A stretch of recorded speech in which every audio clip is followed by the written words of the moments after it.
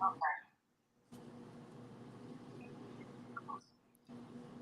right.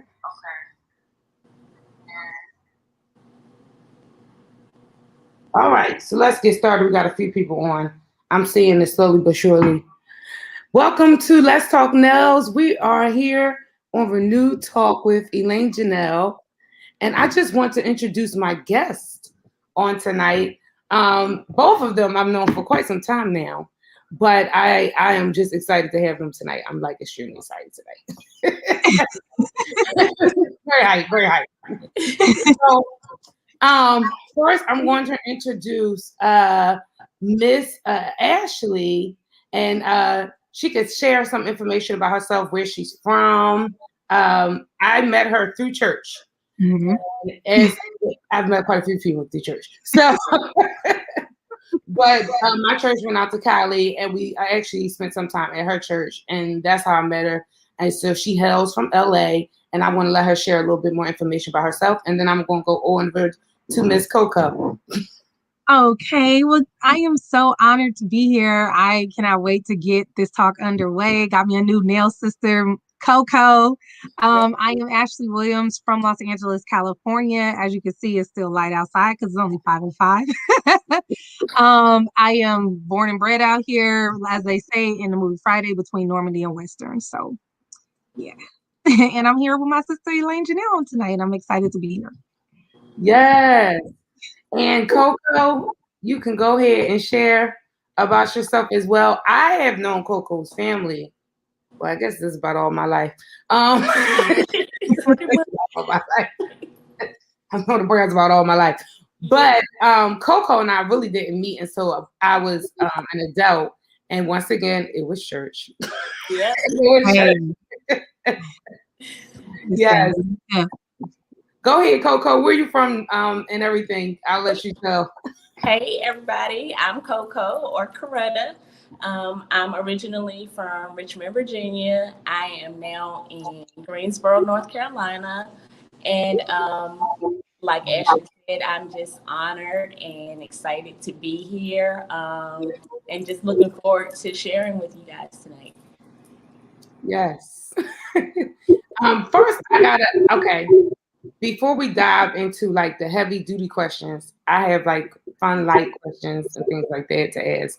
And then we're really going to dive into talking about nails and how you guys got started, what made you get into it. And I'm also going to tell you why I was so hyped about this episode.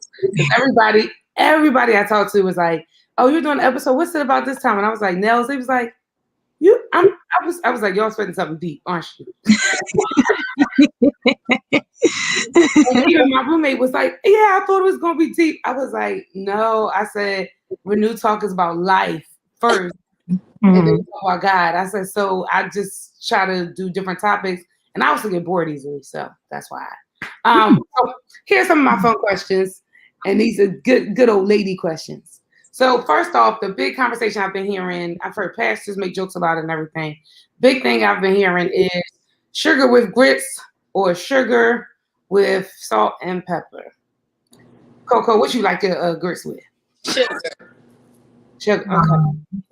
Now, I will put salt and pepper in them when I'm cooking, but I got to have a little sugar in it too. Got you. How about you, Ashley? I'm going to say salt and pepper and butter. And butter, okay. Okay. Yeah. No judgment. I literally have I let people just, whatever was going to work for you. I'm surprised. I'm waiting for the day when somebody be like, "I don't eat grits." Because yeah, like everybody don't even eat. Everybody don't even eat it. Your votes. Yeah. Black or white? Great. Yes. How about you, Ashley? Black or white? I'll say white. I mean, okay. I got all this white furniture in here too, so. Another one of my favorite is quiet or loud? Quiet. Okay. Yeah, I'll say quiet. Yeah. Heels or flats?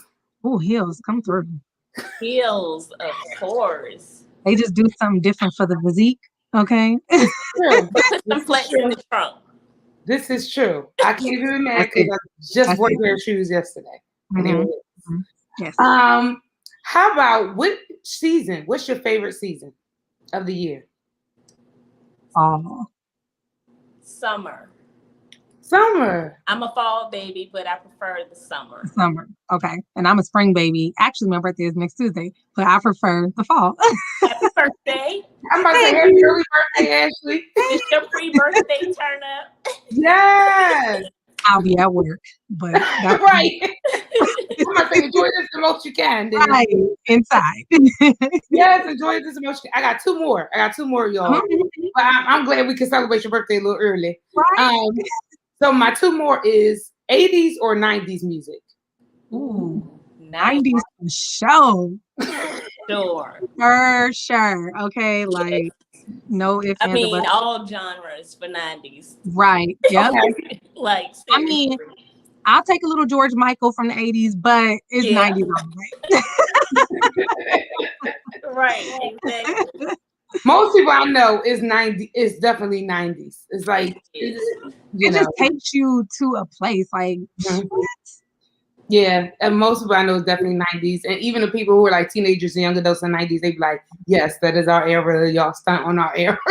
Like, I will say, if you have an Alexa, play that SWV station or Pandora because it goes, okay?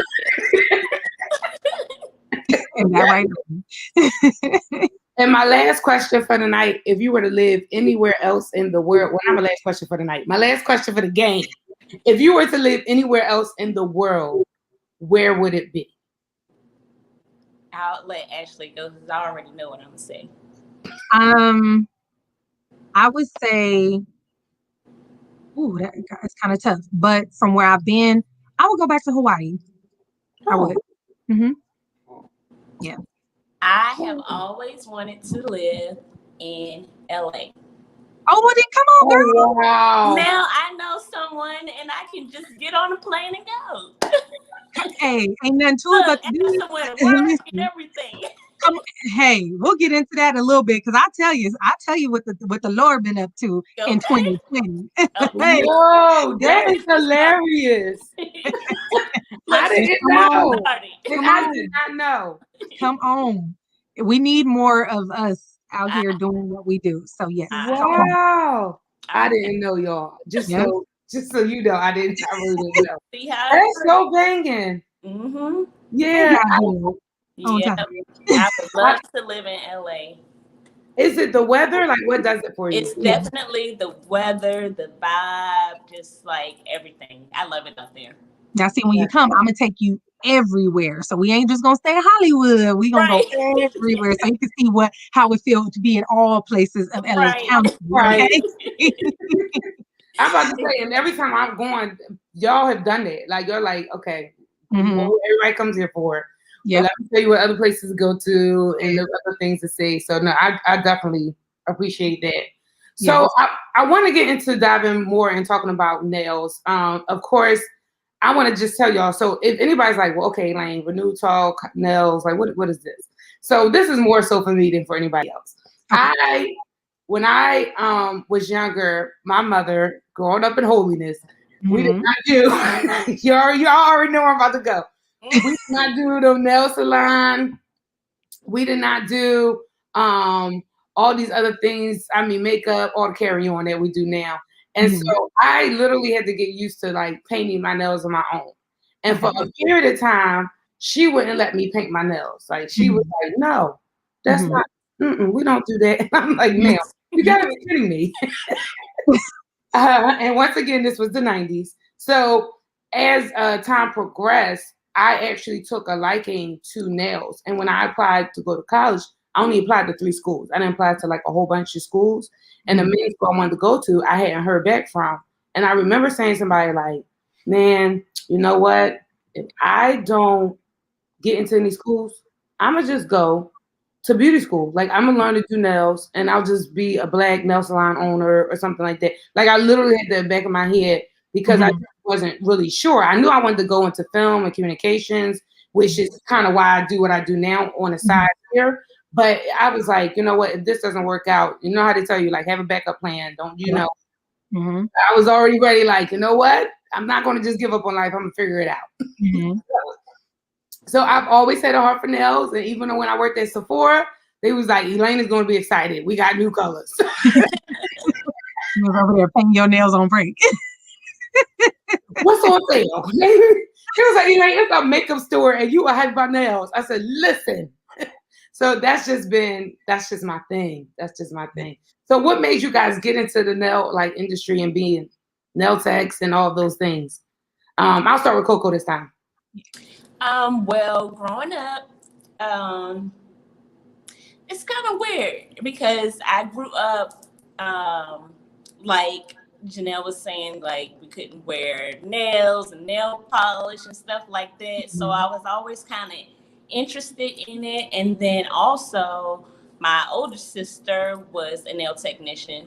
So she did nails from home. So I always watched her doing nails. And then she worked in like J.C. Penney's hair salon doing nails. And I went to work with her. So when she wasn't watching, I was always in her nail stuff, practicing on my own. And so by the time I got to like middle school, I was already like doing my friends' nails and practicing on my best friends and stuff like that. And so by the time I got to high school, like I had customers and everything. Wow. And I've been doing it ever since. And after I graduated from high school, I applied to college as well, but I also applied to nail school. Wow. And went to nail school the same year I graduated from high school. So wow, it's like so cool. over 20 years now. Probably Yes. like years I've been doing nails. Yeah. That's what's up. That's crazy. Go ahead, Ashley. That's cool though. Yes. So mine is a little different, but kind of the same as Coco. I used to go and get my nails done. As everyone knows, here in Los Angeles, there is a nail shop on every corner, period. Like the Vietnamese, they dominate it. And everything out here is like quick. It's quick. So been going to this one particular nail shop all my life with my mom. She was my mom's nail tech, turned my nail tech. And then one day I got laid off my job. And I always like to polish nails. My cousins would ask me, Ash, polish my nails, do this, do it. Okay, cool. So I got laid off. I couldn't afford to get my nails done anymore. So I started going downtown LA where they have the big nail warehouses where all the places get their stuff. And I just started buying up the OPI polishes, the Orbeez, all the, high name brand stuff. And then I would just do little designs. And this is when YouTube first became banging. And so people were doing their little designs. And I'm like, I could do that. So I would put myself on Facebook, and then it went from there to, Ash, can you come and do my nails, from family members and things? And then it just kind of grew. And I found myself every time going to the dollar stores to buy polish, stripers, all this stuff, Coco. And it just accumulates over time. And you just like, wow. But one particular thing I do remember is when I was young, I used to watch how the nail tech used to do my mom's nails at the nail shop. And she would take this white powder with this liquid, and it would get all, soapy and stuff, and she would put it on my mom's finger. So I'm like, I'm gonna go home and do that. Mind you, I'm like 6. So I sit on the back of my Barbie Corvette. And I go get some baby powder and some water. And I'm like, I can do this, honey. I was over there doing nails, Coco, and it wasn't drying. It wasn't doing nothing, girl. I would go to the ice cream truck and get them nails. Like, Mom, give me $1. I need to get some nails, baby. that powder of water. So I guess it foreshadowed everything today. So yeah, it just over time it grew, and then different techniques started to happen, and so and I love it. Wow, I'm so weak at the baking soda. Girl, we was dipping that stuff and swooping it like, I got this. You didn't have a clue what you was doing. None. Okay, it wasn't cured for nothing. Shout out to creativity, because both of you guys have started young with the intuitiveness of it. So it's like the creativity of it was like, I'm gonna figure this out. I'm gonna learn something about this. So shout out to you both doing it. As both of you have shared that what drew you to, I want to kind of know like the details of like what makes a nail tech different from a manicurist, or is it the same thing? Like, so there's so many things that I'm like, I hear, but I'm not sure what it means. I'm like Coco go. I think they kind of both go hand in hand. It's just terminology, but I would say, you know, a manicurist more so focuses on like natural nail care, focuses on manicures, pedicures, whereas the nail tech actually goes to school, studies for it, you know, gets licensed, and you know, extends their knowledge on nail care into nail extensions and spa pedicures and manicures, reflexology, all types of different things. Where manicures is just, you know, would stick to that one thing, you know, just taking care of your natural nails. Exactly. Okay, so inform me. Let me be the ignorant one. I don't care. What is reflexology? Is that supposed to be like massage therapy? Yes, like massage therapy for your hands, arms, feet, and legs. Okay, I just want to make sure I fully understand. And I, when I was younger, I was not the kid to ask the question. I was always waiting for the other child to ask the question. Me too. And when I got older, I stopped caring. Excuse me. I know. What does that mean again? You're either sure or Look, don't have me sitting here looking stupid. Yeah, that was me. That was so me. By the time I took classes at community college, by the time I got there, I was a little older. And I was like, excuse me. Just repeat it because I know I'm not the only one. Exactly. I'm going to get this one. Yes. So, okay. So I want to get into the details of style and types of style of nails. So I know we see stiletto nails is like probably the most popular, I think, in our culture. I'm not sure. Y'all could tell me. But I think I see them the most and I'm like, oh, okay. Because I've never worn stiletto nails and I don't have stiletto nails. But like all these different types of nails, like what is the most popular right now? I feel like it's a compilation of it all, honestly. I mean, I think every night or every day while I'm working or, you know, on my phone, like I'm just looking at different fads. I think it's the longer nails right now. Right now I'm seeing it's these new, they're super long and they're just shaped differently. It's like, it's not even a coffin. It's like a super square and they kind of flare out at the tips a little bit. I don't know, Coco, have you been seeing those? And they're super long. They look like they sound like they're cackling to each other. And when they like clack, extra long. Right. Like they call them auntie nails, but they're like not auntie nails because auntie nails, they're long and they curve. These are just straight out, like they don't curve, they just boom. And you just be like, oh, square. Yeah, it like Frankenstein head, but just on your hands. Yeah. You said they so it's almost like they web out, they open up. Yeah, almost. Yeah, just a smidget. Not too much, not duck nails, but they're long and they just have a weird shape to them. And I'm like, who wears this? But hey, everyone's doing it. So I'm just like, kudos. Yeah. Do you guys have your own like favorite or nails or?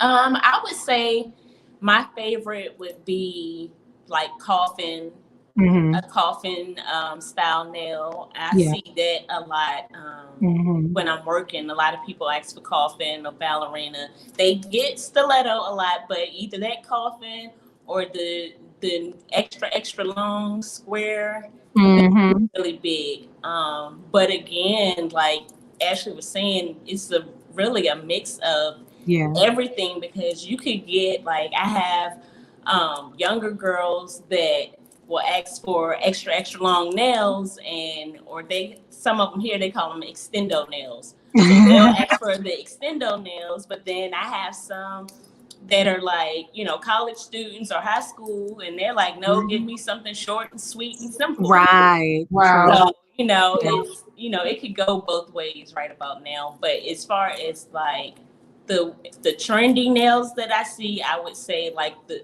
Ashley said, the extra long, coffin shape or the stiletto. Yep. Wow. Okay. And for those who don't know, I was like, I really should pull up pictures to understand the difference between, because I know stilettos are going to be the pointy ones because that's like witch nails or what? Yeah. But like Lisa just wrote she was dropping in the comments that she likes to get the dip powder with the square. I do think also that age kind of plays into it a little bit. Yeah. Not all the time, but sometimes.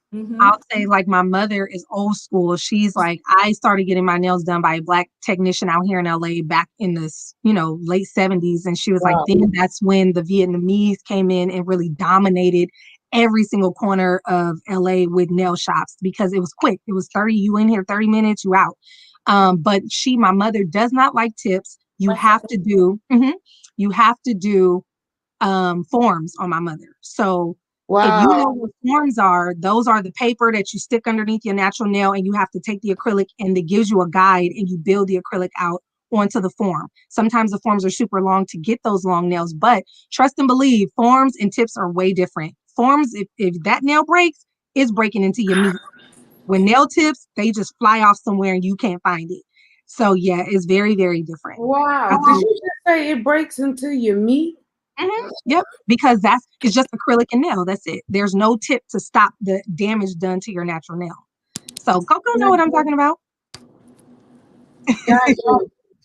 Yes. Wow. Okay. So form nails, because I'm like taking this in. So form nails are, you said they put the paper underneath and they kind of form it into the style that you want. So if it breaks into your finger. Sometimes it does. It depends on how you break your nail. Yeah, it can break down into the actual meat of your nail because it's just acrylic and nail. That's it. There's the sometimes with your tips, you can put a tip and it gives you that little barrier, but it all depends. And sometimes it can happen with tips every now and then. But I know when forms happen and they break, it hurts. And my mom be like, yeah, we can't do this nail until it heal a little bit. So, which you shouldn't anyway. When the meat is I mean, my friend Arian just shouted out. I'm shouting out the people who are listening because they really chiming in. They're part of the conversation tonight. I appreciate CC, Lisa, and Arian. Because Arian says she gets the forms with the almond shape now. That's the thing she does now, and she says it does hurt when it breaks. Wow. What is between what is popular and then like what's changing. I was wondering, this is something I was just thinking because I don't really know the history of like the nail industry, and y'all, I mean, definitely share what you know, guys, in this sense. But like, do you think like the hip hop culture has affected the nail culture? Like how does that play out? Even beyond just I feel because I always feel like fashion and nails go together. When I think of accessories, I'm like shoes, nails, jewelry, all the pieces. But I always wonder like how, because I feel like it's a build upon base. I mean, what it was like when we were children. Yeah. So I would say the hip hop culture has a lot to do with the nail industry, especially now.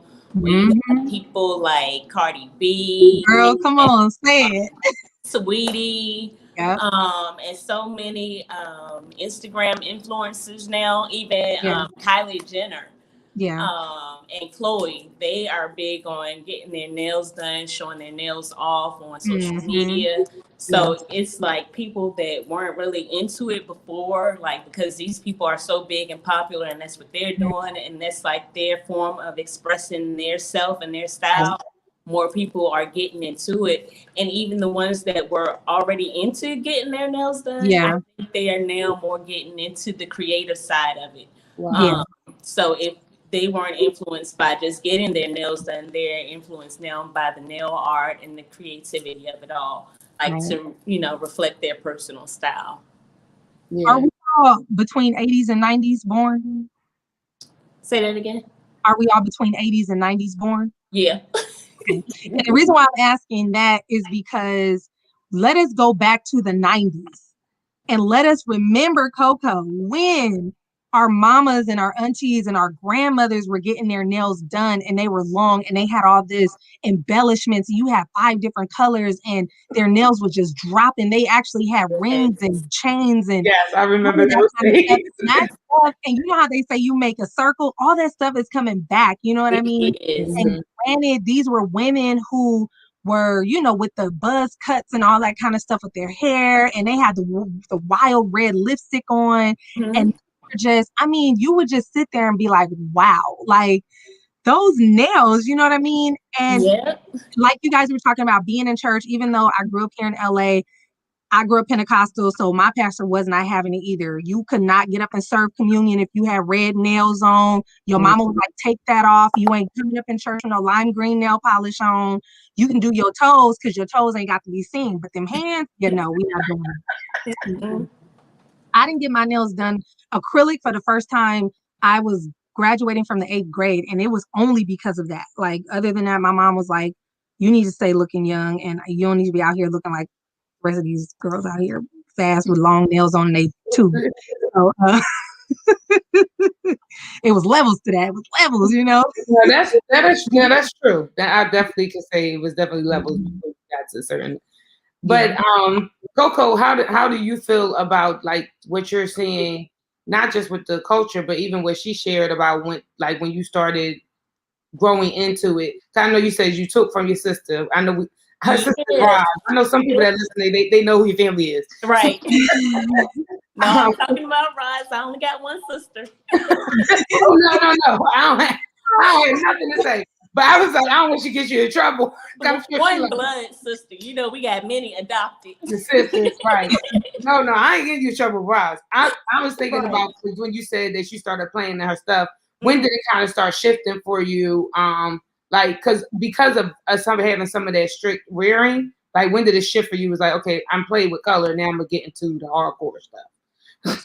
I would say like my high school years, because I started out messing around with like the acrylics and stuff like that, but I was more so into like the nail art and you know, doing designs and seeing what I could paint and draw on nails and things like that. And so by the time I got to high school and knew I really wanted that and saw that I could make money off of it, I was like, okay, let me take it a little bit more serious. And I remember me and one of my best friends back then, Dion Brown, we were both doing nails. So I would go over her house and we would just pull out all acrylics and just get to work. So once we started doing that, and I was like, okay, I can really do this. I started taking it seriously and started getting into the foundation of the nails. And even now, you know, I tell people like I started out just doing nail arts and, you know, doing little marble designs on my friends' nails at lunchtime. And I love it. Like me over here. I love it. Yes. But then once I matured and figured out that that's what I really wanted to do, I just started taking it seriously. And like I said, right after high school, I was like, I'm gonna save my money up, you know, and I'm paying for myself. I paid for my whole tuition to go to nail school, and I was like, I'm gonna just do it. Wow, I like I said, my curiosity is one thing, but people who take it a step further, it's a whole nother level. So I'm gonna go back to the details. So we've talked about oval. Some people are sharing that they wear almond, square. We talked about stiletto, and even when you said ultra length or extended length, what's it called? Extendo, I think. Yeah, extendo nails. Extendo nails. So this stuff I ain't never heard of before. So that one I ain't heard of. Some of the other names. That's my first time hearing it too. But I'm about to look it up like extendo nails. Okay. Yeah, that is funny. But I wanted to ask, like, so in like with the fashion industry, when it comes to different things, you know, they always suggest that we should wear certain things with certain things. Is there a certain like style of nail that looks better on a certain size of hand than like others? Like I mean, y'all can talk to that, and I mean, we don't got to shout nobody out. I just want to share more so of like what kind of works, because I think some people will do something because it's popular. Just like because it's popular, and you want to take into consideration like how do you actually look with honey, and people be missing the mark, but no shame. You are absolutely right, because everything has to go together. You know what I mean? Like you said, like if someone comes to me and their hand is just bigger because they're a bigger person, that's cool, because then you're calculating as the nail tech how much acrylic I have to use. like how long they want these nails. And then you start having to ask questions like, well, what are you going to do? Like, what do you do? So, okay, these not the kind of nails you want if you about to be out there and you work at the post office and you handling mail and stuff all day. People's nails popping off and this, that, and the third. And then it just becomes a whole nother liability to some extent. But I do believe, honestly, in, okay, let's see what works for you. And I'm always about pushing different methods of nail care and enhancements to my clients. Like, hey, okay, yeah, you're used to acrylic. Oh, you can't do acrylic? No worries. Let us try this. Let me share with you what this is. So when I do it, and then it's so much. But go ahead, Coco, you tell. It's so much. No, I would think like a lot of people are very like self-conscious about like their hands and the different shapes that they wear. So some people that may have like short, stubby fingers, they'll say, "Oh, don't give me stiletto nails because it'll look like chicken claws," or something like that. Or, if they have like longer hands, well, don't give me, this or that. So I normally go off what the client wants because normally they know, what they like and what they want to see.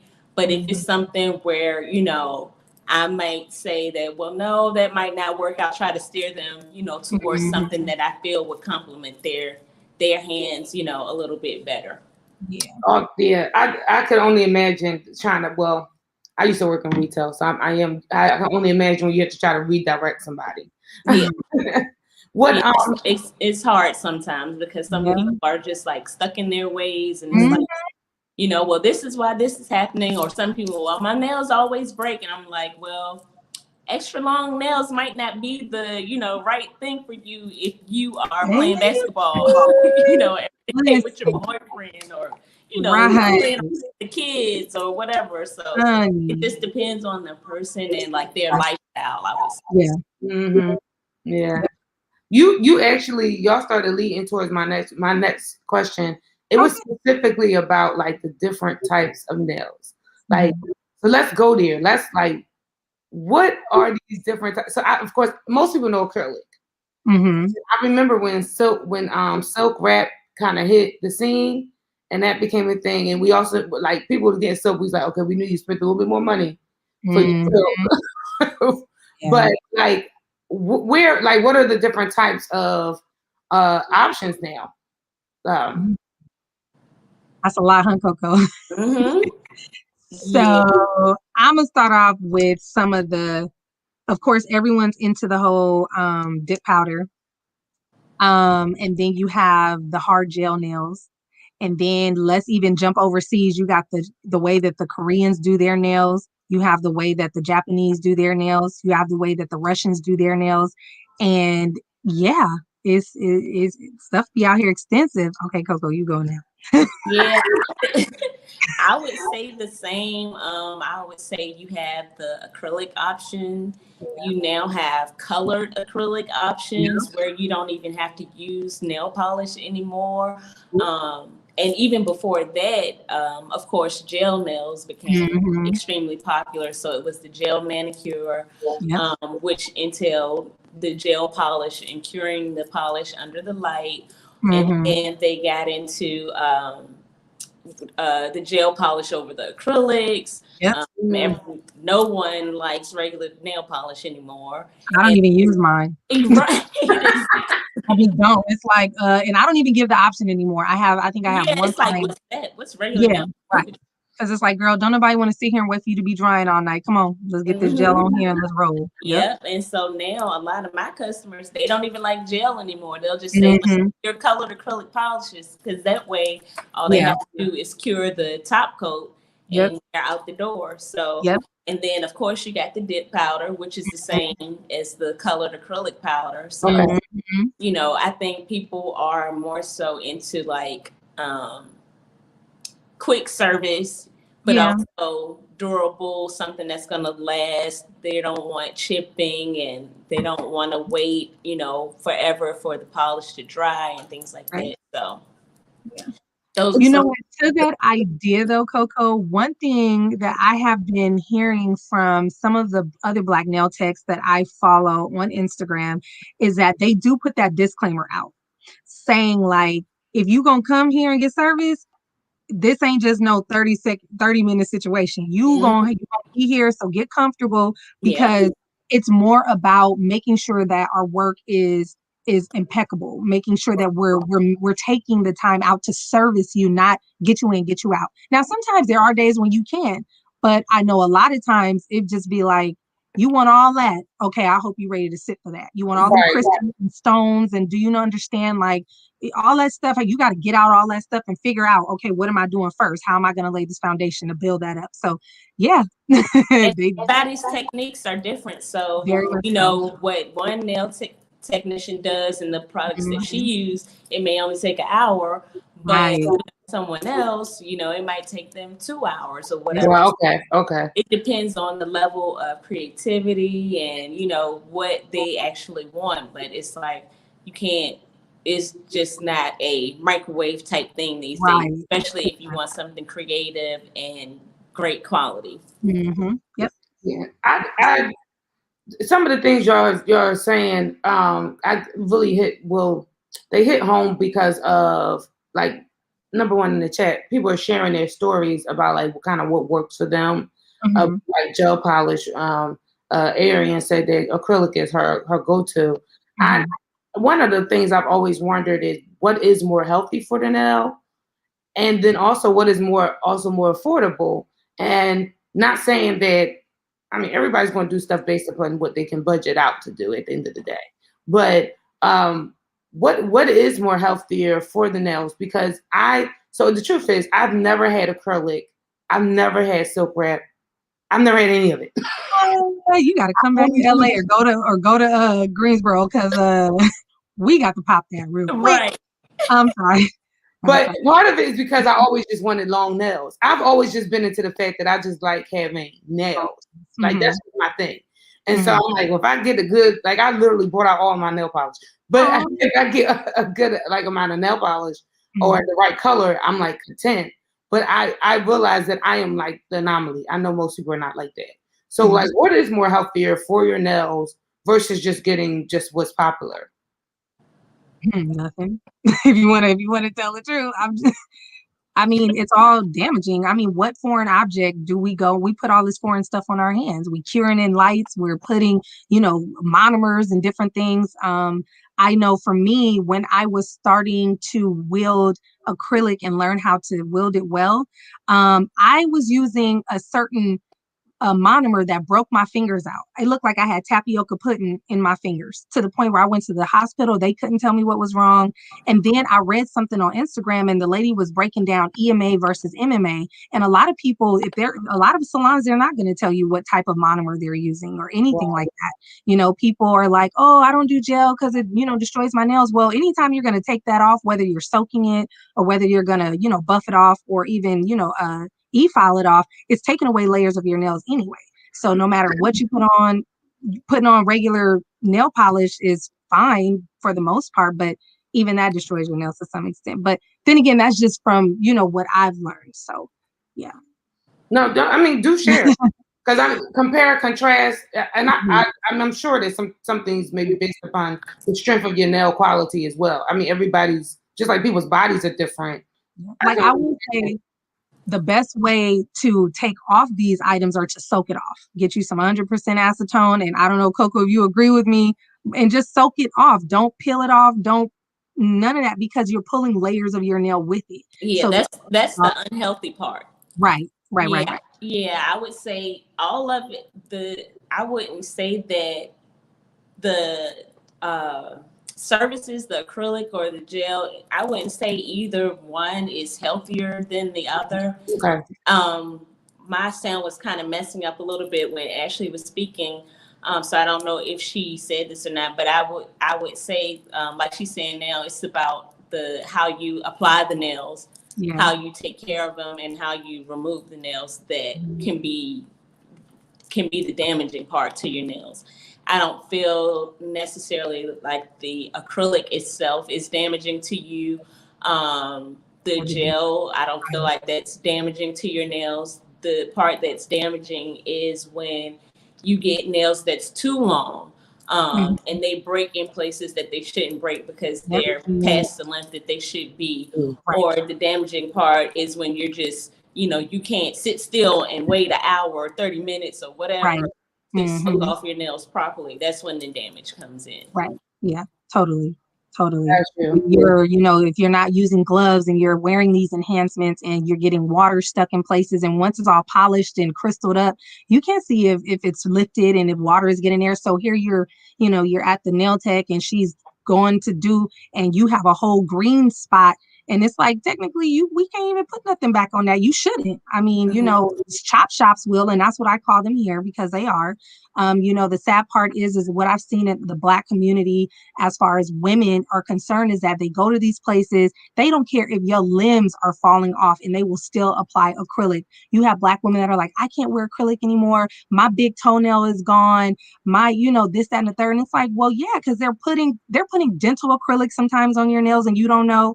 They're cutting it with baby powder and regular flour, which is why the acrylic don't look super clear. It's so many different things that they're not letting people know, and why we're having health issues because they're not using 100% acrylic, EMA, monomer and things like that. And I tell you, I was scared to do acrylic for a long time after my hands broke out. A mother at the church prayed for my hands and they came back, and I've never had that problem again. But I had to also do my research, and that is very important for our community because they'll give us the service. But that's the reason why when you go into other more affluent neighborhoods, they're paying top dollar because they're going to tell Becky and them, sorry, like no shade, but they're going to tell them, these are the only type of products we use. Down here in the chop shops, don't do that. They're not going to tell you what they use, where they get it from. Look, I've worked for several of them, at least three different Vietnamese shops. And when I tell you, like, not to bash them because I can't say they are bad, but the majority of the ones that I work for, like she said, they cut their products, like they break stuff down to save money. They use the cheapest acrylic because it sets up faster. It gets you out the door faster. Wow, okay. But then when you go to break a nail and it's on there like cement, that's when your natural nail is going to split and you're going to have bleeding and all of that crazy stuff. So like, whereas it's quick and it's cheap, like you have to know like what you're paying for. And like she actually was saying, when you go into these other neighborhoods and salons and stuff, they're using quality products that you can find in the actual beauty supply store, a recognized beauty supply store. Right. So it's like, Paul Mitchell versus, whoever, like Paul Mitchell versus Punch polish that we used to get back in the 90s. Right. So it's crazy, but that's the unhealthy part. Yeah, it is. No, but I think that's why I think these like conversations like this is very important, because this is an industry where it's not a lot of our people in it. So I am, of course, y'all had to know I was going to go there. It's not a lot of our people in that area. So I've only met a few.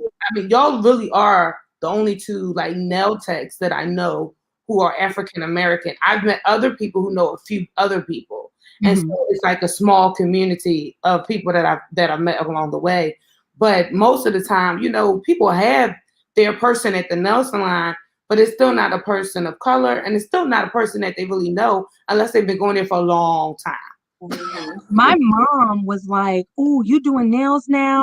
Why don't we go to Ann and ask her, you can work in the salon." Now, mind you, Ann was the one that did my mom's nails when she was a teen coming into adulthood. And then when I was born, my mom would take me in a nail shop and cover my head up and get her nails done. And I was like, yeah, no, Ann's not going to do that, Mom. As long as we've known her, she is not. It is not. No, they are not letting us come in to be in their spaces like that. And that's unfortunate.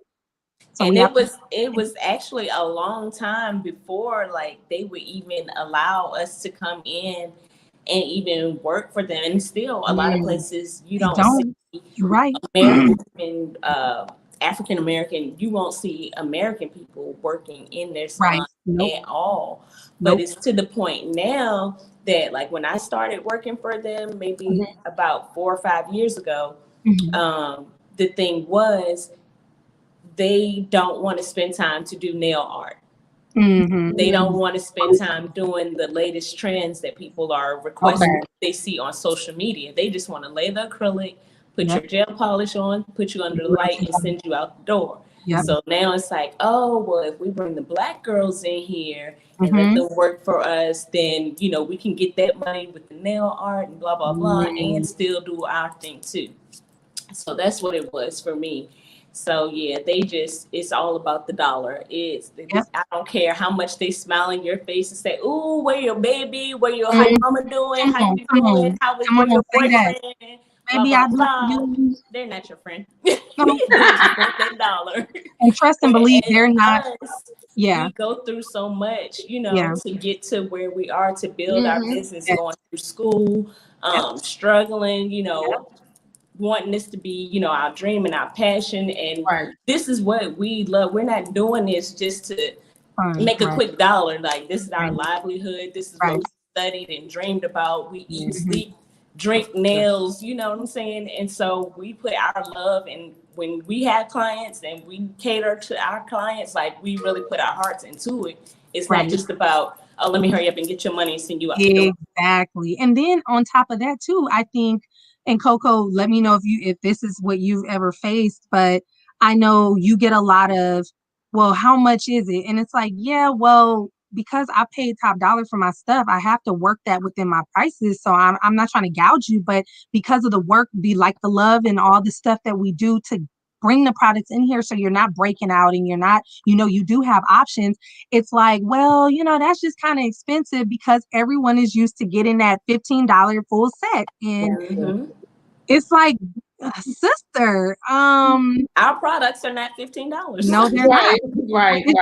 Just 4-ounce jars of acrylic, colored acrylic, and just, you know, whole things of acrylic is costing you just $60 just for that. And that's not design worthy type stuff. It's like, yeah, no, I can't just do your nails for $20. I'm sorry, I can't do it. $20. Like, one bottle of gel polish Come would on, be like $12. One bottle. Or that's cheap. Like, this one bottle could be like $15. Thank you. Okay. And how many colors do we have in the rainbow? Right. Roy D. Biv. Okay, Roy D. Biv and all his friends. Exactly. Like, just a bomb top coat alone could run you almost $25, depending on who manufactured it, where they got it from. And then you have all of these different people who are, you know, they have great product like the gel bottle. You can't, if you are not a manicure, like a licensed manicurist or nail tech, you cannot even buy from them at all. And just one bottle of their polish, the gel bottle, costs almost $20. So think about, you want 5 colors, you really got the budget that month. Hopefully business credit card. And just buy 5 bottles of Come on. That's what I'm about to say. So this is the hard part. I think because of, like, what I went back to when I mentioned the hip hop culture, I think because of how the culture affects us, people see it, they want it. I mean, you can go out to, I mean, anywhere, lounge, club, dinner, church, and you see somebody else's nail and they're like, okay, I want that same thing. And then if somebody says, well, you know, I paid $55 for it, or I paid $50 for this, and then you're like, no, like my limit is here. It's like, well, you gotta kind of meet where your budget. I'm just being honest with it. You gotta meet where your budget is. I will say that I honor you guys for being that transparent and open about it, because I think that people need to hear this. Like, right now, I'm gonna be straight up. Well, I'm very real honest.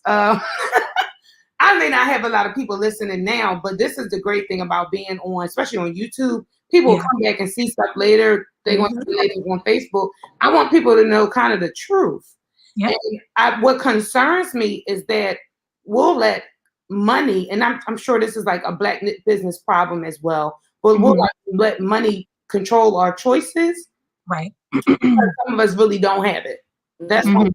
But then the other part of it is, when you let money control your choices, and then you're upset that it didn't give you the value or the quality that you want. And we all know, like, that's the thing. If I'm going to give you my money, then there's a certain level of quality that you're going to have to pay for. Exactly. So go ahead. it's all about budgeting too. Like if you ask, and probably even for Coco, if you ask, okay, well, what are your nail services? This is what I want. Let me show you the design that I'm trying to get. Okay, then I'll break it down to you. I'll give you an amortization of what you're going to pay for. So at least if you are thinking about it in the future, you know. So it's not like, hey, yeah, that was more than what I expected.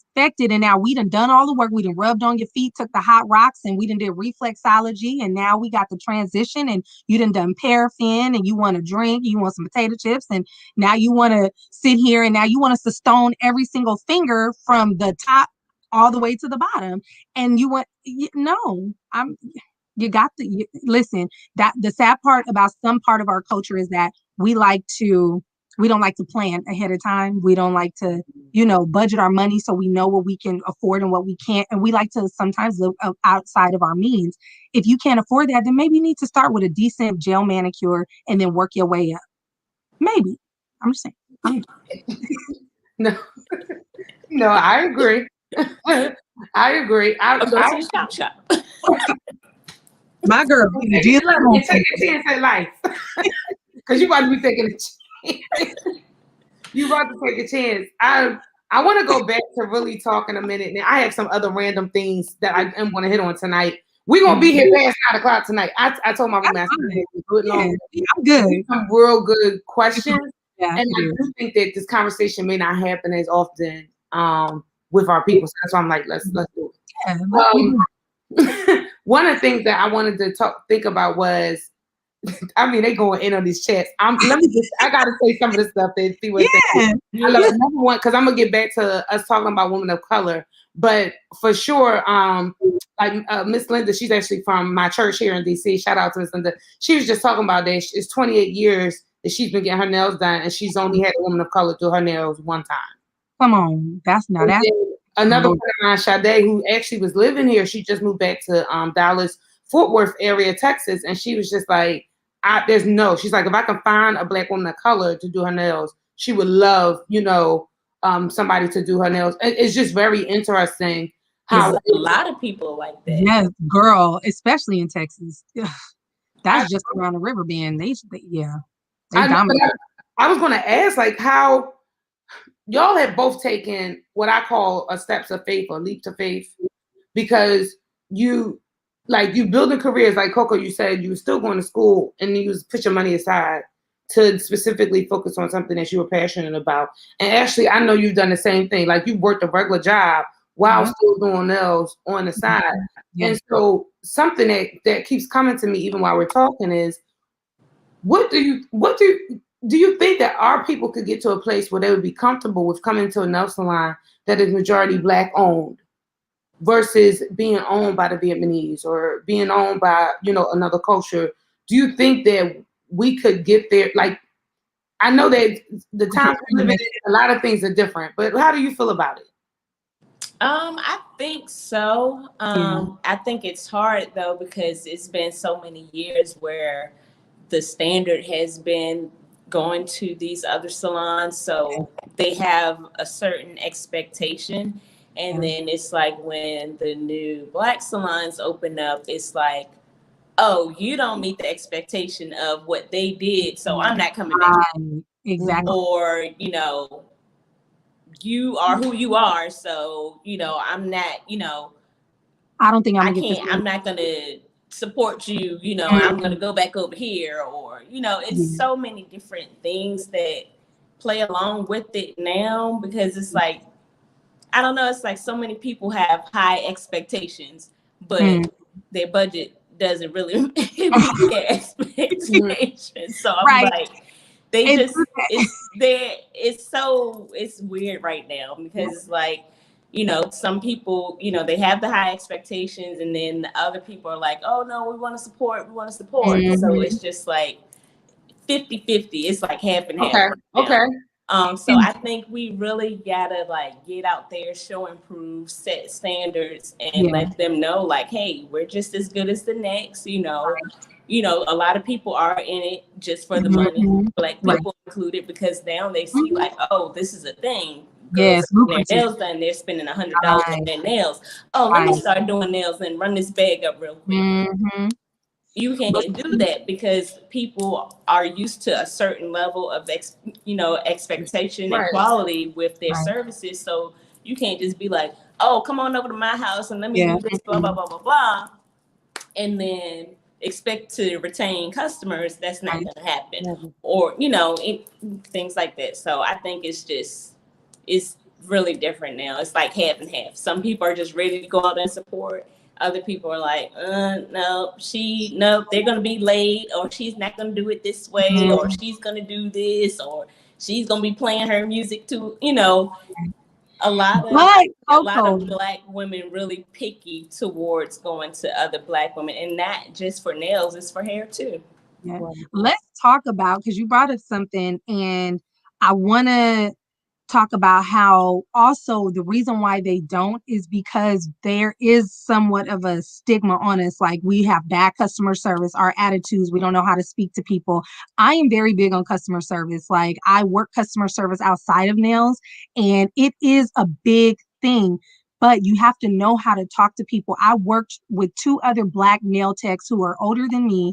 And I will tell you that my experience working with them was not the greatest. I hate to say it, it was not the greatest. I tried to work with one young lady who, her husband built her this nice salon, beautiful.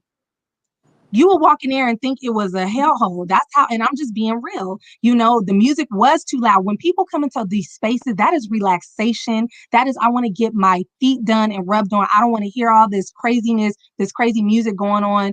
And, you got to catch people's vibes and stuff too. People always talk about vibes, but it's all about the type of music and stuff you want to listen to. Like, it's all about, okay, well, you got to be upfront with people. I know that, some people are very, if they find something wrong with their nail, it's like, what, let me see. Oh, I'll fix that real quick. And then I've seen other nail techs where it's just like, she just always coming here complaining. And it's like, she paying you you asking her to pay the money, she gonna pay you. She just wants you to fix the nail. Like, sometimes that's part of our service. Our service is to give. And even like Coco said too, people they don't think about the physical aspect of doing all this either. Coco, I don't know about you, but I feel like I got ran over by a John Deere tractor when I am done. Yes. That's even over. You got to make sure you're wearing a back brace almost. No, Your that's eyes are magnetized on these little things that you're doing. It's tedious. Your fingers are cramped up half the time. When you're rubbing on someone, your hands get tired and the palm of your hand starts to hurt.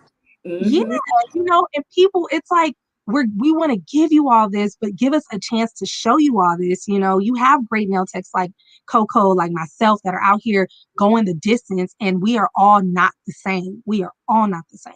And now I would say a lot of people you have some customers that are very vocal with what they want and what they expect. And then you have others that will come to you and they won't open their mouth and say a word. And then it's like, then you don't see them no more. It's like, well what happened?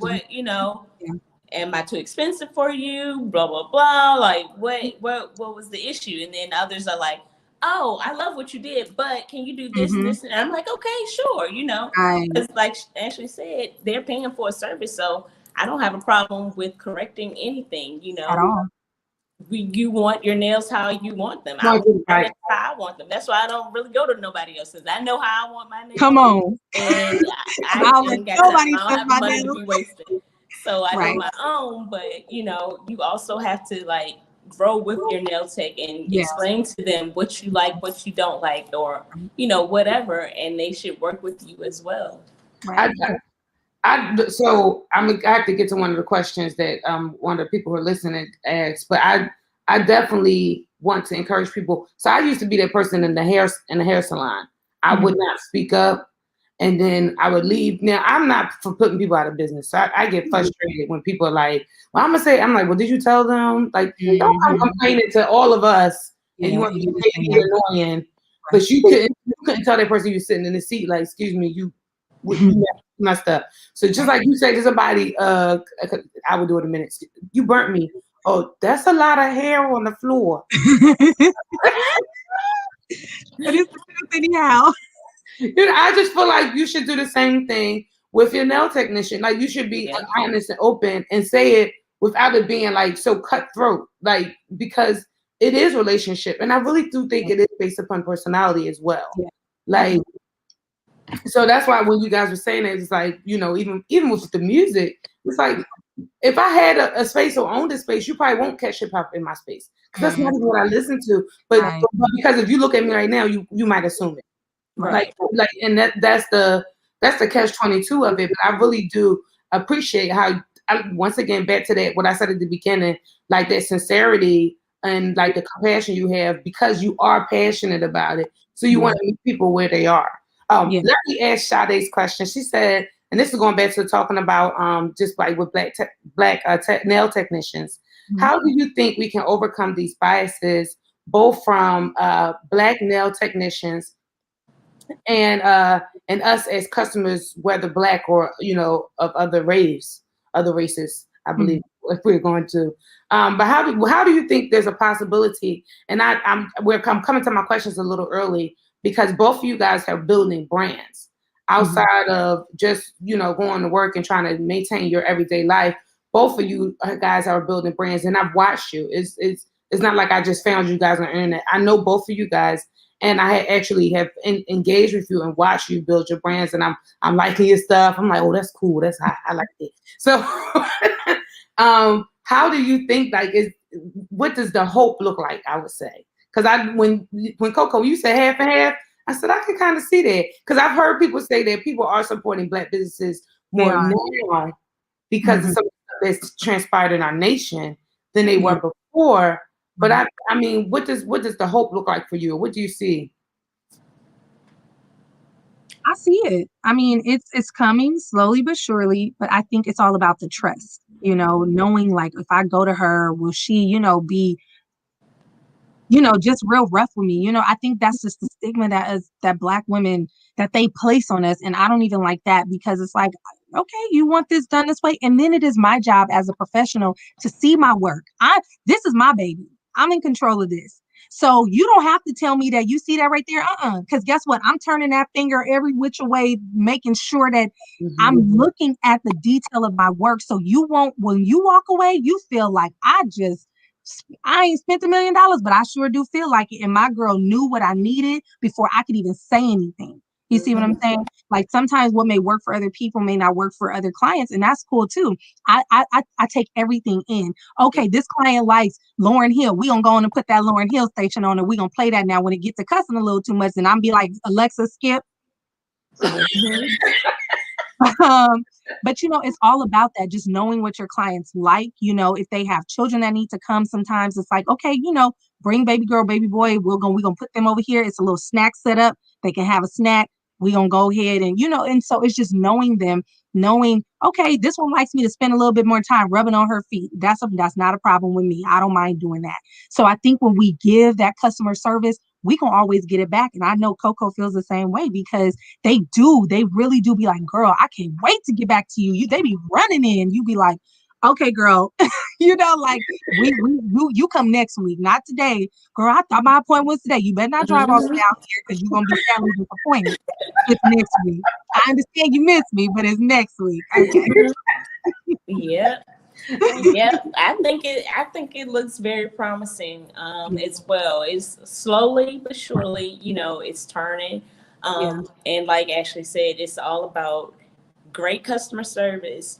I think we have to set standards with our businesses because I think a lot of times with nail techs and hairstylists, like we don't take it as serious as these Fortune 500 companies or whatever, or these Paul Mitchell salons or Aveda Institutes or things like that. It's just like, oh, this is my job. I'm getting up. I'm going to do hair, make this money, and I'm coming home. I love doing hair. I love doing nails. I'm going to just do this, blah, blah, blah, and come home.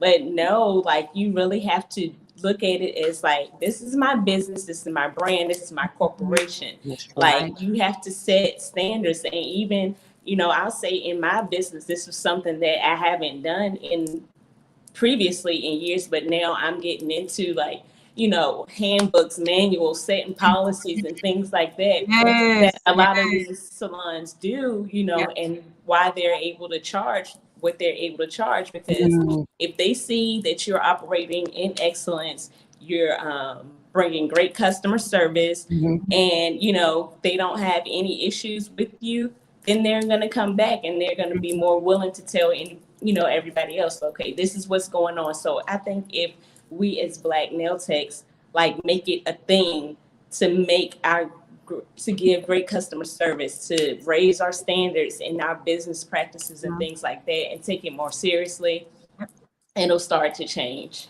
And I feel like one of the ladies that I worked for, it saddened me because she was a Black woman. This was the one whose husband took his time out to build her nail studio or her nail salon, Mhm. and it was gone within a year because it was all about the pretty stuff inside. It was never about the business behind it, like the Mm-hmm. making sure you stand on top of your taxes and all that kind of stuff with it, Mm-hmm. making sure you're establishing business credit, making sure you're doing those things so you can be prosperous. So one day you can take that over and continue it, or build off of it to do something else. So as I'm learning to even do those components, it's like, let me make sure I'm staying on top of, so I have a planner just for my business and everything else. And that's important because we don't want to just be for face value. We look great, but then on the inside it's like, yeah, but I ain't did my taxes and all that kind of stuff, and I know that within COVID, they were giving out nice grants and things like that. And God bless me to be able to do that. And I took that money, I paid my tithes off that, and I did the rest to establish my business. That means LLC in it. That means everything that I needed to do. And I wasn't just paying out money. I was being very careful. There were some things that were used that was bought. But like Coco said, it's making sure that we're doing policies. Exactly what Coco is doing, I'm doing too. Rearranging prices. Okay, this is why this is costing this much because the products, and then you gotta, okay, the time that goes into it and all that it has to make it make sense, as the people say. Yes. And important. Yeah. Mm-hmm. Yeah. I want to dive into, we've been basically talking about nails the whole time until like these last 5 minutes or so, and we started switching more to the business. I want to linger here just a little bit, and then we're going to start wrapping it up. I'm not trying to have y'all here all night, but I really do think, just like my friend Sade just said, that she is very pro women, and then also like Black women supporting our own, like what we're building out. And I think the wisdom that you guys are sharing about how sometimes we do get caught up in the look, and we're not taking the time out to build like the foundation of what can keep us stable. Because like, what if this does, or what if just like we should have insurance, what if something happens and this floats away? What is your next? How are you going to continue to build this without it just going down the drain? So Coco, I have a question just for you, and then I have a question just for Ashley as well. Coco, so this is the biggest thing because I still have to order my kit. I'm gonna still do it because I'm just intrigued. I mean, you might be looking at me. I'm ordering something from Coco. You might be looking at me like, Neil, like, what you doing? What you doing? And I'm like, I'm just learning. But okay, so Coco, as you guys can see, it says Go Fat Nails. That is the name of her company. She's out of Greensboro, North Carolina. And I know that you are doing like classes that you're doing. I saw it during COVID, so I don't know if you were doing them before COVID or if you didn't start doing it until COVID started, or the quarantine time started. But I saw the classes that you were doing, and I just wanted to know, like, what are some things that you teach in the class? I don't want to give all don't give me like 1, 2. I want somebody to be like, oh, I'm gonna order that kit too. That's the goal. So yeah, just with like 1 or 2 things that you teach in that class, and even the reason why you started it. Well, I actually made the decision to start teaching classes right before, maybe a few months before COVID started. Wow. And it just so happened that my first nail class, my first student was a student at North Carolina A&T. And the day that I started my first nail class with this student was the day they were all packing their bags to go home. For the semester when COVID started. So it was like perfect timing because it was like the nail salon shut down. She couldn't get her nails done anyway. So it's like, wow, this is a perfect time to start doing nails. But the main reason I got into it was because a lot of my clients would say, I want to learn how to do nails. Can you teach me? Like, they'll come get their nails done and be like, oh, I always wanted to learn how to do nails. I just love blah, blah, blah, blah.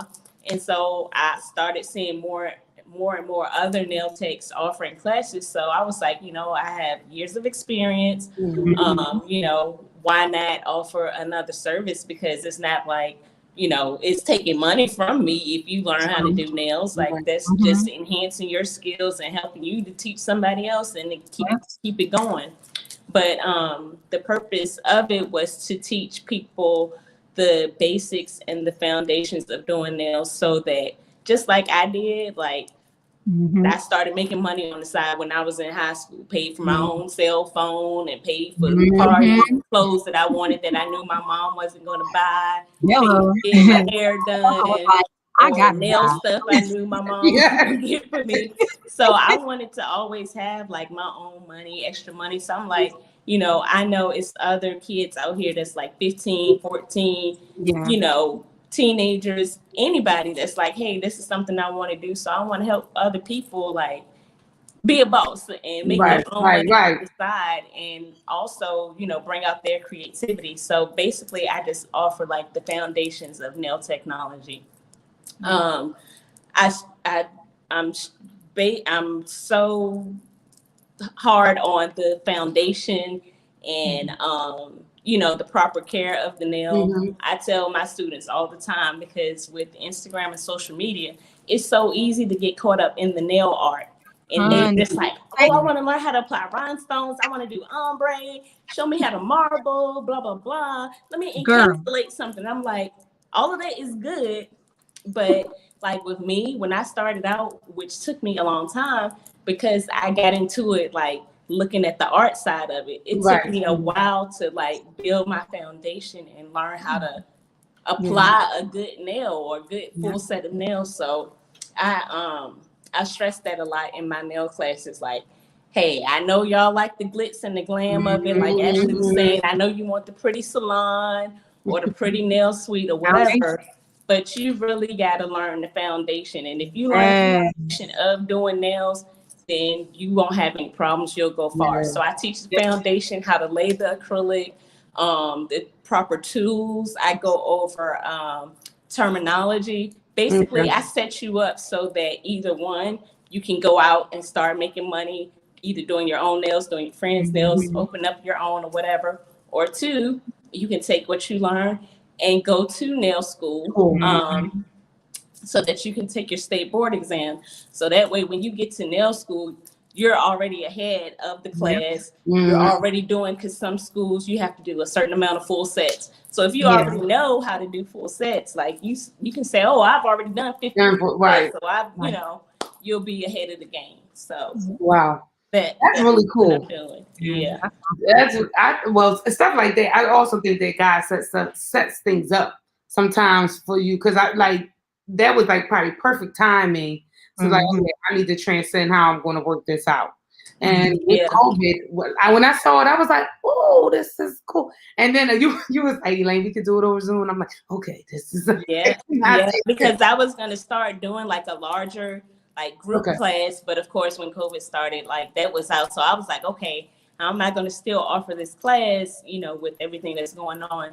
So I made it so it's either a one-on-one face-to-face class or it's a Zoom class, and you can just order your nail kit. I'll send it to you, and then we can go over everything over video.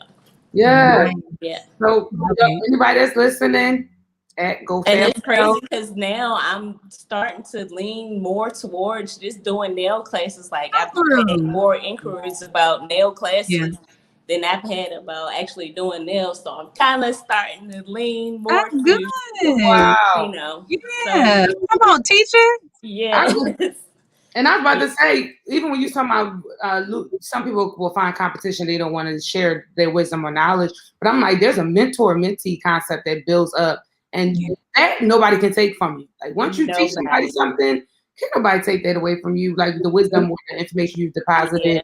So yes, if anybody listening, yes. Yeah, and even my students now, they'll even call, say, hey, I'm having issues with this. Can we meet one day, or tell me what kind of product, what is this I should be doing again? So like I'm, building relationships with my students as well, so they can always have somebody to, come back to and say, hey, what am I doing wrong? Or my nails keep lifting, or my clients' nails keep breaking. What's going on?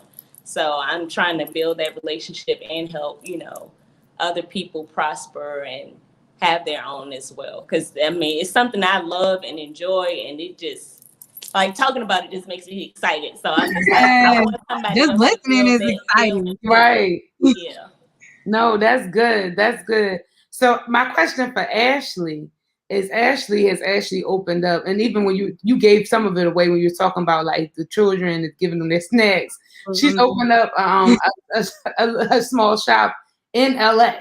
So like big boss over here, we bossing over here. So just share your experience. Like, what made you decide, okay, I think this is time for me to do that? And then I don't want to take a whole lot of time, but like this East Coast and West Coast, what do we have in common? What's different? So Ashley has lived in DC for a small period of time. So she got a taste of the East and then went back to the West. So it's like a two-part question there, but like what brought you to the mindset to say, okay, I'm gonna do this? And then like y'all can share just a little bit about like any trends that you see different from the East Coast and the West Coast, and then I'll start wrapping it up. Well, I have been a traveling nail tech for a minute. And a lot of people didn't understand. It was great for them because it was like, she come to my house and this, that, and the third. And it's like, yeah. And I had no choice. And so over time, I got back into working a regular job because see, I got to make sure I can float without, okay. So it's just the truth. So it got to the point where I did enjoy doing that, but I felt like it was just a lot of wear and tear on my body. I had to make sure I packed stuff before I went to regular work. So I'm getting up earlier in the morning, making sure I'm taking my kit, putting it in a car. Mind you, I'm in the office all day. So I got to let the windows down because I don't want the monitor to do, what it's going to do. And sometimes I had to take the stuff out the car, put it in my office just before. And then I'm leaving there. I'm leaving a certain part of the town and I'm going way all over town trying to go to people's houses. You get there, they don't have proper lighting. Some of them, I went to one client, they didn't have furniture. And I had to carry around fold-up chairs and a fold-up table just to be able to do that. And people were like, oh, this is awesome. Hold on. This is your pause, and I'm gonna let you finish. But this is the type of stuff we talking about.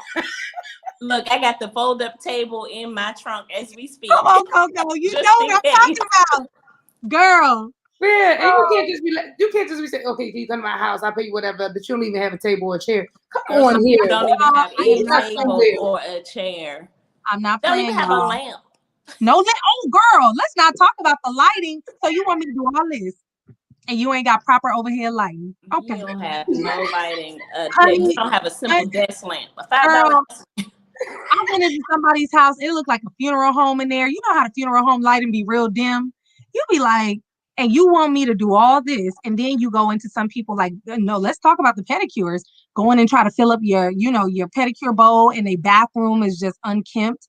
And you got things crawling and creeping. You kind of scared to even put your personal, because see, what people don't understand too is nails is very, very, very, cleanliness is next to God. People don't understand that you have to be very sanitary when doing these things. And so I'm starting to get to the point where I'm wiped out. I'm like, yep, I don't want to do nails no more. I'm good. I got me a regular job I can fall back on. So then here comes quarantine. And funny thing about that is when quarantine hit, a lot of people automatically assume that for us nail techs, probably even for Coco, that, oh, we just gonna do folk nails because the regular nail shops is closed. I think not.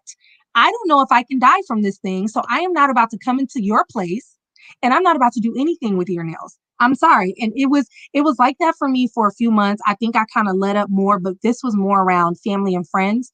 So I became very, very close with my guy friend's big sister, and she's like a mentor to me, beautiful woman. Always, she's out here. She has properties and things like that. She's just awesome. And she told me, girl, you need to go and apply for these grants that are, they're giving out. So I listened to her. I did that. But mind you, while this whole time I'm saving my money. I had started a savings challenge. I was saving my money. It was nowhere to go. Everything was closed but the grocery store. So you had to sit in the house. I wasn't on the whole Amazon bandwagon just yet with ordering stuff, and I'm still not now. But that money that I saved So here comes, I go to my office one day and I like to look at properties. Wanted to be an architect at one point in my life. That didn't happen. Okay. Something came up where it was like, they gave you in this Zillow, that's what I looked at. And it was like, oh, studio, this business studio. Okay. Something was like, and maybe more so God, not even maybe more so God was like, go ahead and click that. I was like, I can afford this. This looks nice. Next thing you know, I'm finding myself emailing the lady. She's like, yeah, come look at it tomorrow. Now, mind you, tomorrow was Juneteenth. I go to look at this place. I go home after that, thinking that I was going to go to work. And she's like, yeah, we want to give you the spot. Jesus, what? Like, no, Lord, stop playing. I just talked to this lady yesterday. I just seen her earlier today. And she talked about giving me this place. And girl, when I tell you that everything was decent and in order and God allowed it to happen, I had the money in my account to do the down payment and the next month's rent. Then next thing you know, I'm sitting here, I'm waiting for a friend to get their car. I look at my bank account just to see what was in there. Boom, the money is in there. I'm like, okay, Jesus, stop playing. You playing way too much right now.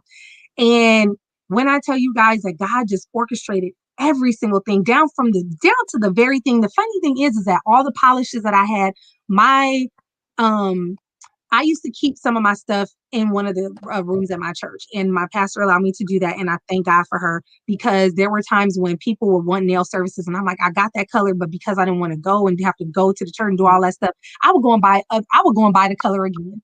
So I'm wasting money, but then I'm just still adding to. So God really, really, really showed up and showed out. So that's why I really can't jump on that bandwagon when people are just like, oh, 2020 was for crap. No, it wasn't, because I got closer to God. He showed me that he showed me that I can do this, even though that's what's going on in the world. But I got you. And we gonna show these people that with God, you can do anything. Even in the mix of a pandemic, he still kept me and he allowed me to open this business. And so I think everything is to him. I pray every day, Lord, help me to govern this business the way that you have me to do it. Send me the clients that you have me to have, because everybody ain't for us. And I realize that too. People will sit in our chair. They will dog our work. That's cool. You don't have to come back. God will replace you, because trust me, it's people waiting in line to get in your spot. But, and so I just thank God. And that's how it happened. And honestly, every single penny I bring in for that job, for, my studio, I pay my tithes on it. I pay it, and I just continue to move, and that's just where it's at. So I thank God. That's banging. Yep. That's banging. Both of your stories, like, talk about God set up. Yes. Like, he was like, yo, that's crazy. Like, because I didn't even know she was a traveling nail tech, and that's what I did before I opened up my salon here. Like right before the pandemic, I was going to doing nails, going to the colleges doing nails. Then the pandemic hit, and then people didn't want to come to the salons or whatever, so I was going to their houses. And then after that, I just saved my money. I was like, you know what, I'm gonna open up a nail studio, and so I made the most money in my career last year in the middle, like right in the beginning of the pandemic. So then, Coco, you opened up your salon last year too. I didn't know this. I got a little space right here. I can cut a rug real quick. Come on, Jesus, won't you will? And you can't tell me that our God can't, because He sustained it. Like understand, people's out here losing jobs, and God, like, He uses our hands and stuff to bless other people. You get people that come in and be broken, and by the time they leave, they feeling like, okay, I can go out here and do a little bit more. And if nothing else occurs in that space, I ask the Lord to be in that space, to allow people to feel Him when they come. So that way it keeps conflict down, it keeps all types of stuff down. But God is good. Come on, sis. That's crazy. When did you open it? So Juneteenth. And then we know Juneteenth today. Come on, that was and my mine was in May. I opened in either the end of April or May. Yeah. Wow, that's amazing. That is so awesome. Wow. And that's what it was funny, because even Ashley, when you asked about ages, so I don't know how old Coco was. So I was like, I don't know. and I'm careful. You notice I was like, you was, Elaine, you was. I'm sorry. I'm just very transparent. No. But the reason I'm saying that is because Coco is a little older than you and I. I knew that much, but I didn't know by how much. But You look younger than me and you. To me, I mean, no shade. No, not like that. But the No, reason it's I'm not saying you like is her years that she's been putting into it, yeah, yeah. and you don't like know what the setup is that people are going through to build their business. And once again, this social media area definitely has people thinking that everything's going to happen overnight, and it's not. Like the bill, there's some bill to it, and I do believe that God grants us grace and He allows things to happen at the right time. But you gotta put some, you gotta put a little bit of work in here, like. It's hard work. Yes, it is. Sometimes I don't go to bed until it's not for the weak, it's not for the lazy. And sometimes you have to push, like when I sit up here from 9 to 5 and do my office job, and then I'll leave here and then go to the studio and be in there for another 5 hours, maybe, depending on what they get. And then I come home and then it's 12 o'clock at night. And then I want to sit up and I still want to do my own thing. And then you got research you want to do. You see a new nail trend. You're like, oh, let me see if I can. Okay. And then you're trying to figure out products and okay, what does my budget say for my studio or my, place of business? What can I afford? And it's like, okay, and just making sure that that's staying up and running and people don't, they don't, it's not just about the look of it. It's about the back end of things. Like just, yeah, it's a lot. Making sure you're paying that rent on time or whatever. And yeah, now these business taxes have to be done and yeah, and it's not cheap. Right. But God. Right. No, you definitely have to have a love and a passion for it. Definitely. Very much so. Yep. And then you get people to say, you should go into nails full time. And it's like, yeah, eventually I'll get back to that. But we got to make sure that we keep this roof over my head. So we're going to go on and roll on. You got to do what you got to do. That's it. And it's like with me, I have several other businesses too. So I'm like building the nail business as well as other things at the same time because I'm all about having 2, 3, 4 different pots on the stove. Come on. That's what they say, right? It's like after last year and seeing how tomorrow is not promised, anything can change at the blink of an eye. I'm like, I'm going to do everything that God has placed in my heart to do. However, I got to do it. Like if He gave it to me, I'm going to put my mind to it and do it. And whatever it's meant for me to do, that's what He's going to let succeed. So, so that's right. This is amazing. Before we go, I just wanted y'all to shout out the other businesses that you do because you guys are not just entrepreneurs, but you're builders. And so, because some people have their one brand and they push their one brand, which is nothing wrong with that. Please understand what I'm saying here.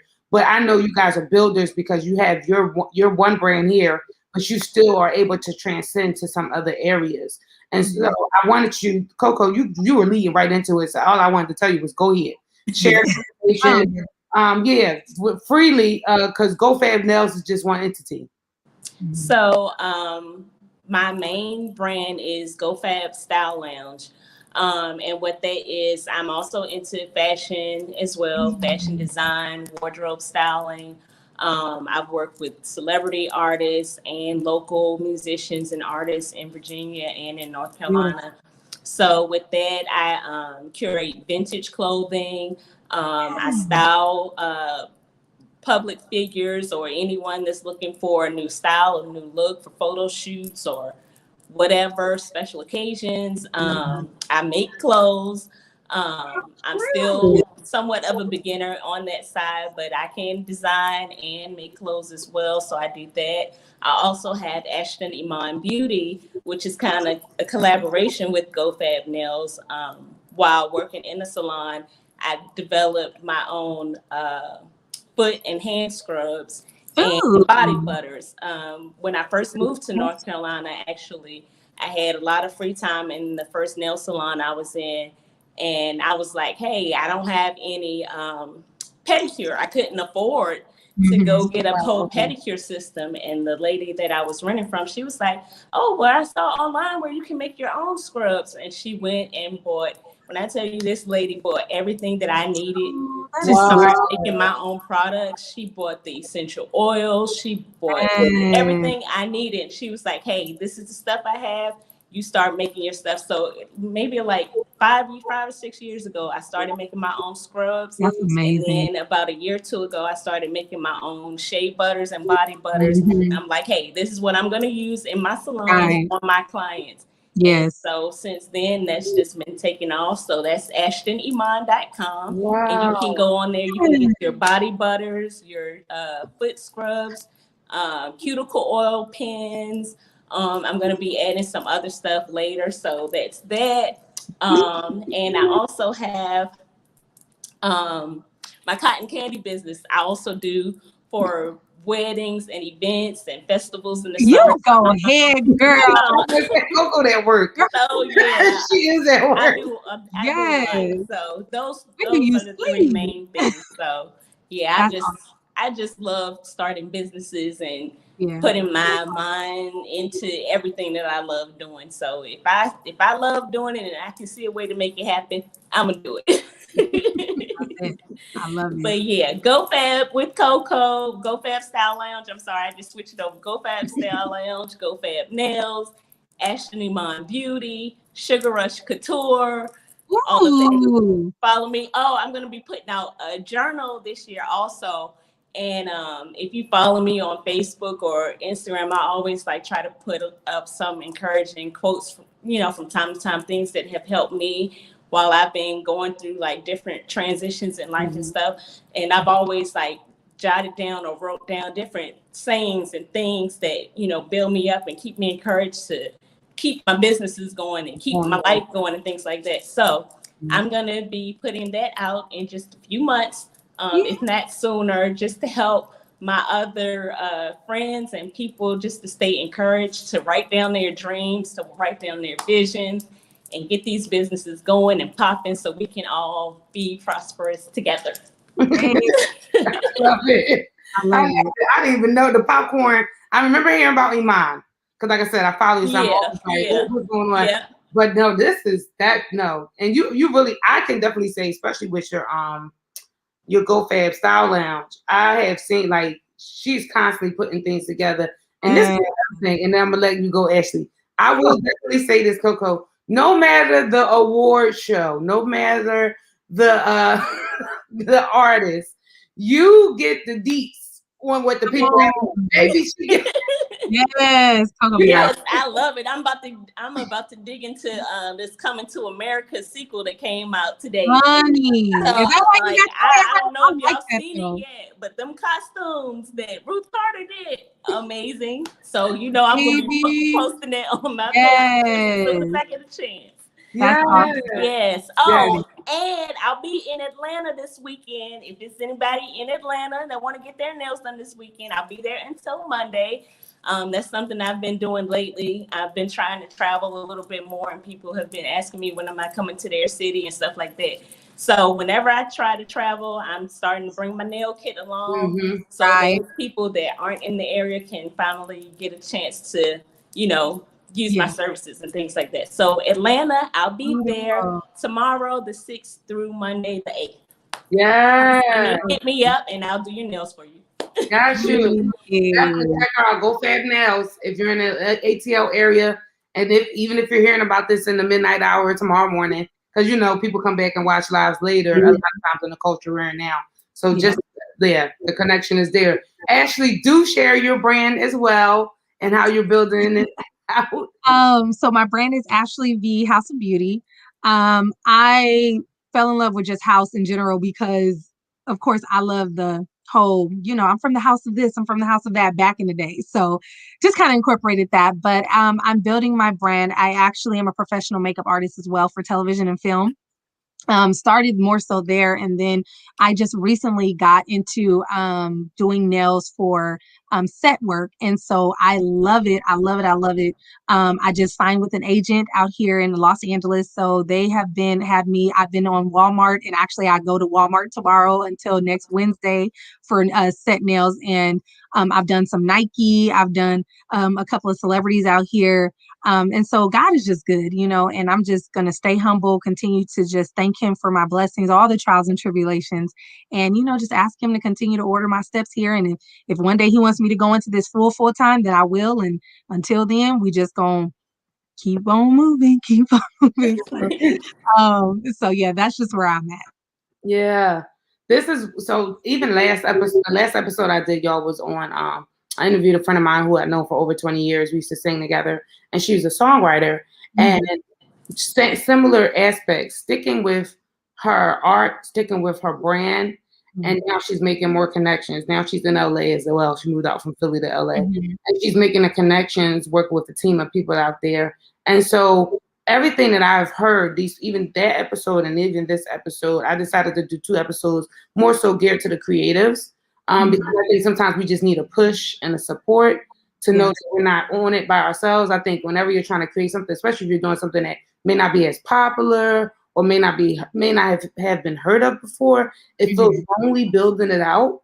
And so both of you guys your testimonies have really been encouraging tonight. Your stories, it's just encouraging to know that when you take the time to really start building something, even at the lowest level, even when people ain't paying no mind, when you take the time to build it, God will really intervene and make a way and allow things to fall into order. So anybody that listens to this podcast, once again, it's Elaine Janelle. It's for News Talk. It's a podcast first, and then we do live streaming. So I just started doing live streaming in the end of 2017. And so I've been trying to maintain both worlds, because having a podcast is work all by itself. When you start live streaming, if you want to do it well, it's a certain standard. And I've been trying to work up to that certain standard. I didn't just want to turn on my camera and go live. Not knocking anybody that does it. That's just not what I wanted to do. I wanted to try to create a certain standard. And that is literally what I'm building out. And if anybody has watched my podcast over the few years or watched the live streaming YouTube over the last couple of years, you could say that it gets better over time. And I think, that's how life is. As you grow, as you learn it, you get better. So guys, I really just want to tell you both, thank you for sharing, being transparent, being open, honest, real, all of it. All of it. Thank you. Thank you so much. Thank you for seeing the greatness in us to offer us the opportunity to be on the show. Totally. So you never know, like I will say, you never know who's watching you, who's paying attention to you. So it's always good to put your best on at all times, because I would, like, she surprised me. She's like, "Oh, you want to be on the show?" I'm like, I mean, even though I've been on the show before, but I'm like, oh my God. And I'm telling everybody, I got a talk show I have to be on, and blah, blah, blah, blah, blah. Like, because you never know. She just, Elaine Janelle to us today, she could be the next Oprah tomorrow. Honey, for real though. We're going to speak that out now. And I just appreciate you for seeing, like, seeing something in us, in me, definitely, to even extend the opportunity for me to be on the show. So I love what you're doing. You are very encouraging, very motivating. So everything, everything is for everybody, and this is definitely for you. So you are really doing an awesome job. And like you said, you've seen our growth. We can see your growth as well. Yes, thank you. I appreciate that. Yes, the both of y'all were on before, and I mean, some days have been a struggle. I will straight say it. Like, I was like, I don't know if this podcast for me. And then when everybody started going live in COVID, I was like, I don't know if this is for me. So, and it's crazy.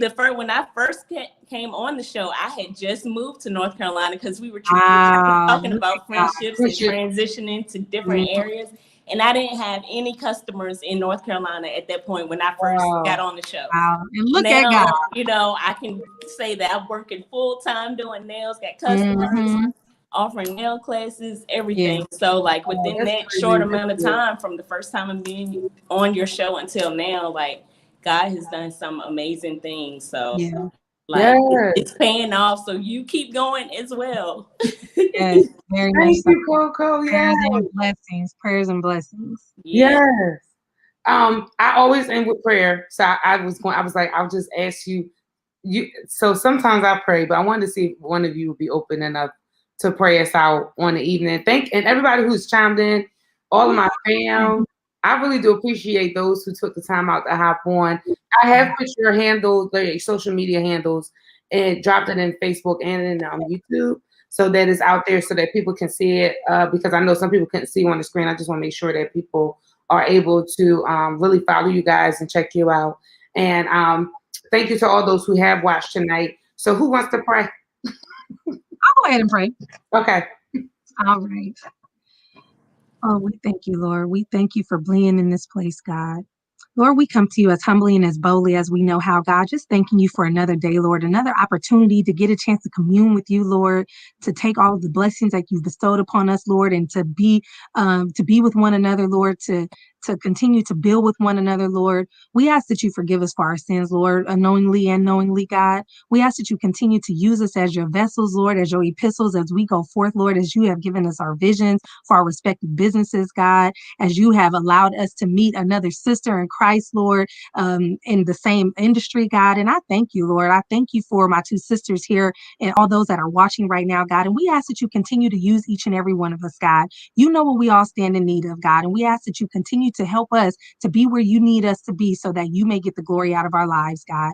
We ask that you go before us, Lord, over the weekend, Lord, the rest of this evening, God. And we ask that you continue to just build and continue to give us that path that you have set before us, Lord. We ask that you keep us covered with and under your blood during this time of COVID, God. Help us to be safe, Lord. Help us to wield your word, God. And we thank you and we praise you in advance. And in Jesus' matchless name we pray. Amen.